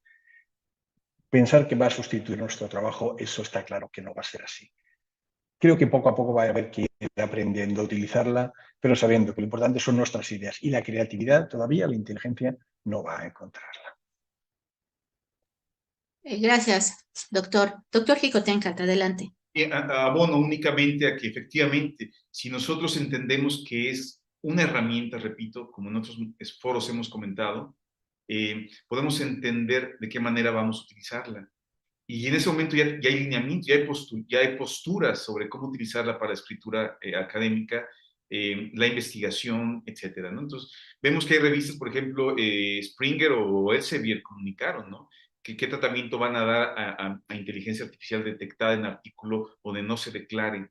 Y de qué manera los artículos que declaran ser hechos con inteligencia artificial van a ser literalmente pues, no aceptados o en otro proceso. O sea, ya hay posturas. La UNAM publicó recientemente una caja de herramientas que únicamente se refiere a un cachito de inteligencia artificial, la que es generativa, la que tiene que ver con los LLM, modelos masivos de lenguaje, que es la que impacta la escritura, donde hay formas de detectar, de ejercicios que puede tomar alguien para poder hacerla, como decía Javier, una herramienta y no un sustituto de nuestra labor de investigación. Entonces, en ese momento es necesario, por eso, los lineamientos, ya de cada institución, de posicionarse, cómo le va a hacer. Entonces, en esta caja de herramientas que ustedes pueden descargar de un sitio llamado Quayet, ahí hay guías específicas que podrían responder un poco más a la pregunta. La misma UNESCO acaba de publicar hace una semana, 2 semanas, me parece, 2 semanas, me parece, un boletín específico donde está hablando de cómo usarla para texto, cómo incorporarla a procesos de escritura, cómo detectar, o sea, el subrayado que es al que me adhiero claramente es que son herramientas. No pretendamos que nos sustituyan y que hagan un artículo por nosotros, aunque vemos que hoy tenemos herramientas que lo realizan de diferentes formas. Es interesante el reto, yo diría importante el reto más bien en nuestro tiempo, de entender cómo esto va a impactar procesos de escritura en jóvenes, los jóvenes que ya lo están usando, y cómo eso va a impactar el pensamiento. Es algo muy curioso. El diseño de inteligencia artificial generativa, los LLM, fueron pensados en términos de las bases de redes neuronales. O sea, es emularnos. Ahora lo que vemos es el rebote. Cómo esa emulación externa va a impactar la manera en que vamos a pensar quizá en los próximos 10 años. Si es que dejamos que la gente considere que eso es el fin y no una herramienta, como decía Javier. Entonces, subrayamos en este foro, así yo diría, subrayar importantísimo, sin tanto rollo. Son herramientas.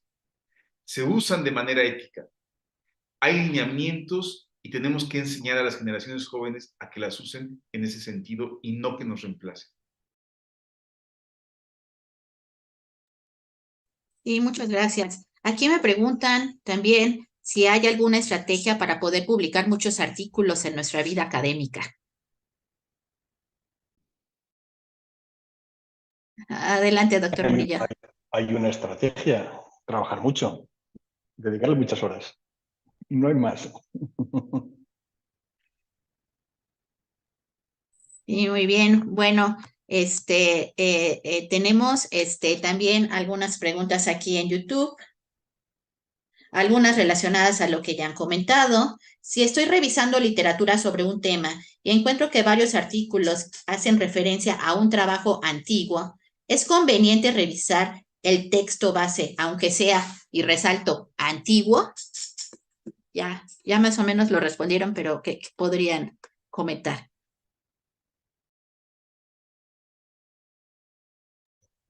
Para hacer una buena investigación hay que manejar la literatura sobre el tema. Para hacer una buena investigación hay que hacer un artículo y otro sobre el mismo tema para ir avanzando. No podemos esperar a hacer un buen artículo a la primera, no podemos hacer algo a la investigación que realmente consigue impactar en la práctica con una sola investigación, con un solo artículo. La buena investigación se consigue con un trabajo sostenido, estable, sobre un mismo tema. Y además, trabajando en equipo. La investigación es una tarea en equipo. Es importante contar con equipos consolidados que están constantemente aprendiendo, constantemente formándose. Así, cuando realmente haces una buena investigación, haces un buen artículo, ya esos textos clásicos ya los has leído. Por eso al final, el primer artículo es el más difícil. Cuando ya llevas un recorrido, unos años trabajando sobre un tema, un equipo de personas consolidado, con buena formación, trabajando juntos sobre un tema, la revisión de literatura es muy fácil. Texto. La clave es que si queremos hacer una investigación que cambie a la sociedad, hay que hacer una buena investigación. Y esa buena investigación supone un trabajo estable en el tiempo, no picotear. Así uno va conociendo toda la literatura.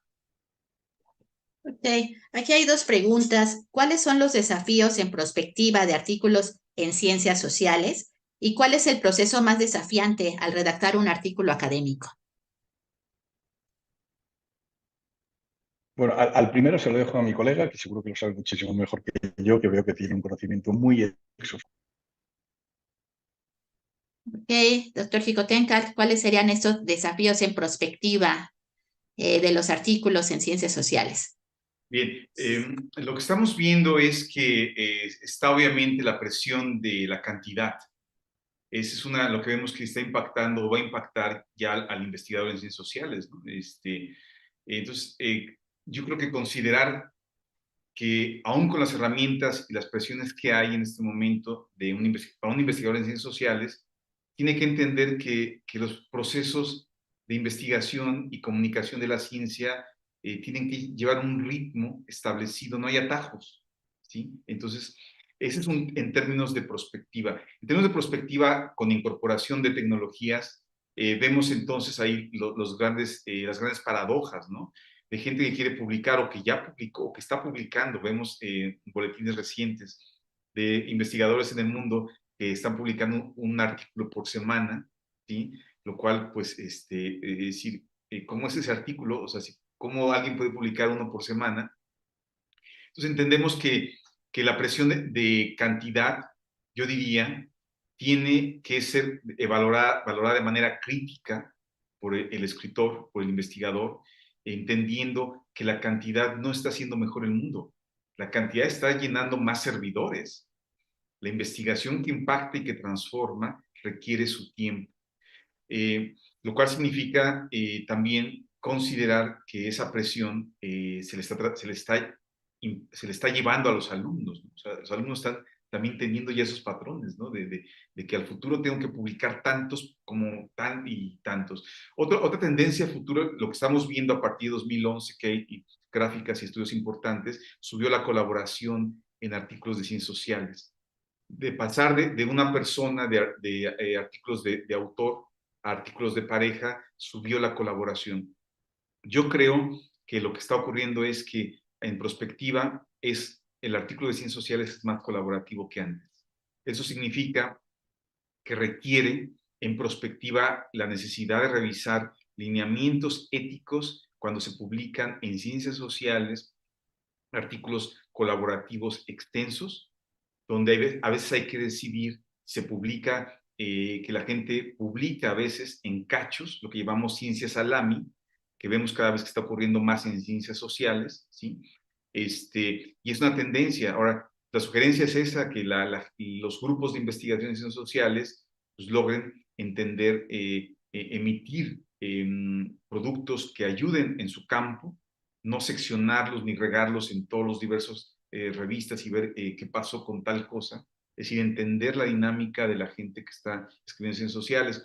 Otro elemento muy importante tiene que ver en prospectiva con la visibilidad de la ciencia. La visibilidad de la ciencia, sabemos hoy, nos está exigiendo también tendencias claras en ciencias sociales ahora, aprobadas por la misma UNESCO, que tienen que ver con la ciencia abierta. Cada vez vemos más artículos en ciencias sociales con métodos abiertos, con información que antes no se publicaba en la dinámica de políticas de ciencia abierta. Entonces, esa tendencia en perspectiva vemos que está impactando el campo de las ciencias sociales, lo cual significa que un escritor en este momento, un investigador de ciencias sociales también tendría que al menos revisar qué está ocurriendo en lo que llamamos ciencia abierta, no acceso abierto, ciencia abierta, y que en términos de prospectiva entendemos que es algo que pueda conectarse no únicamente con los lectores académicos en universidades, sino que tenga un impacto en comunidades no académicas, pero que usan información académica para mejorar políticas, para mejorar acciones, para atender problemas inmediatos sociales, de justicia, de salud, de no violencia, de violencias, de crimen. Entonces, eso es muy importante, que el investigador también en prospectiva entienda que el campo de ciencias sociales, la publicación no únicamente se está quedando, ni tenemos que fomentar que se quede únicamente para que la lea otro investigador del departamento.